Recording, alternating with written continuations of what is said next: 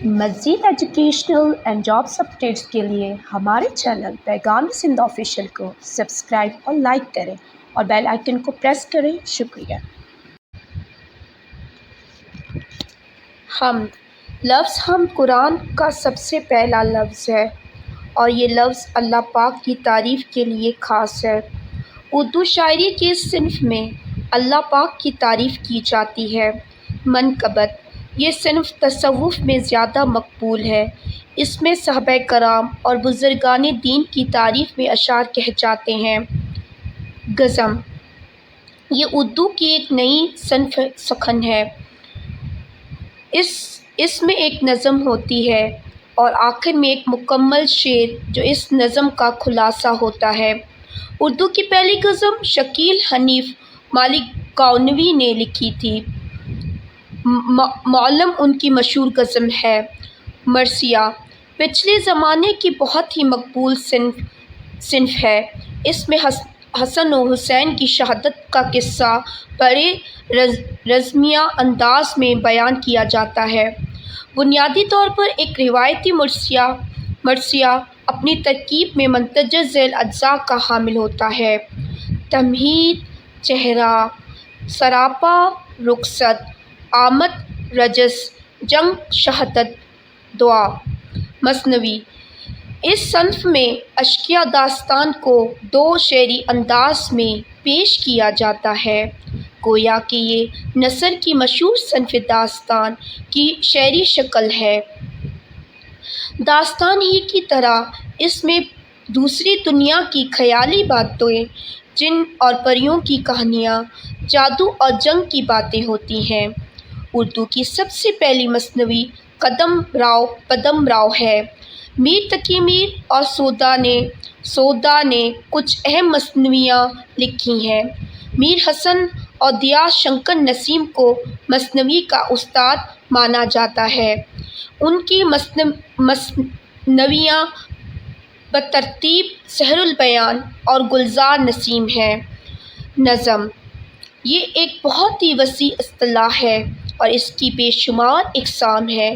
نظم میں غزل کے برعکس ایک مضمون ہوتا ہے جس کا ایک مرکزی خیال بھی ہوتا ہے۔ ہر نظم کا ایک عنوان ہوتا ہے جس کے تحت شاعر اپنی بات مکمل کرتا ہے۔ اس میں غزل کی طرح دو اشعار کی پابندی نہیں ہوتی۔ نظم مثلث، رباعی، مخمس، مسدس اور مسمن ہو سکتی ہے۔ مسدس حالی بہت مشہور ہے۔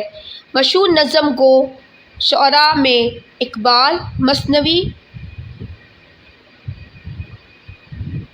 اقبال، فیض احمد فیض، نون میم راشد، نذیر اکبر الہ آبادی، علی سردار جعفری، اختر الایمان، فراق گور کھوپری، جوش ملا آبادی اور کیفی اعظمی شامل ہیں۔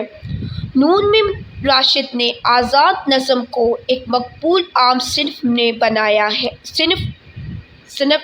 بنایا ہے۔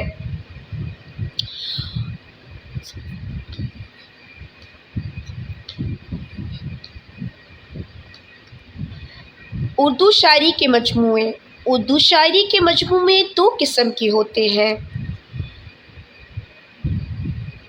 دیوان غزلیات کا مجموعہ، کلیات کسی ایک شاعر کے مکمل کلام کا مجموعہ۔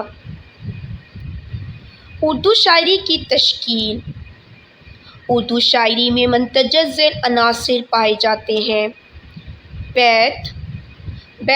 بیت الغزل، غزل کا سب سے اچھا شعر۔ بحر، وہ مقررہ پیمانے جن کے اوزان میں شعر کہا جا سکے۔ بحر چھوٹی اور بڑی ہو سکتی ہیں۔ دیوان، کسی بھی شاعر کے مکمل غزلیہ کلام کا مجموعہ۔ حسن مطلع، اگر ایک غزل میں دو مطلع ہو تو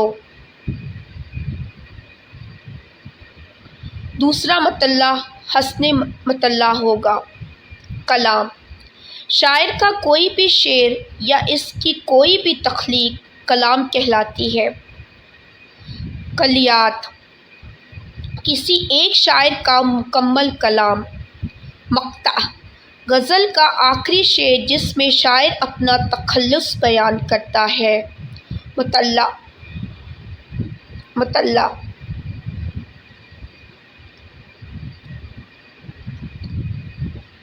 غزل کا پہلا شعر جو ہم قافیہ و ردیف ہو سکتا ہے۔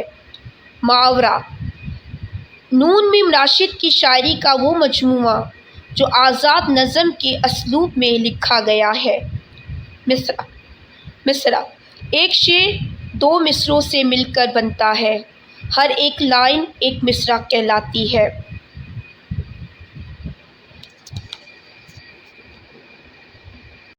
مزید ایجوکیشنل اینڈ جابس اپڈیٹس کے لیے ہمارے چینل پیغام سندھ آفیشیل کو سبسکرائب اور لائک کریں اور بیل آئیکن کو پریس کریں۔ شکریہ۔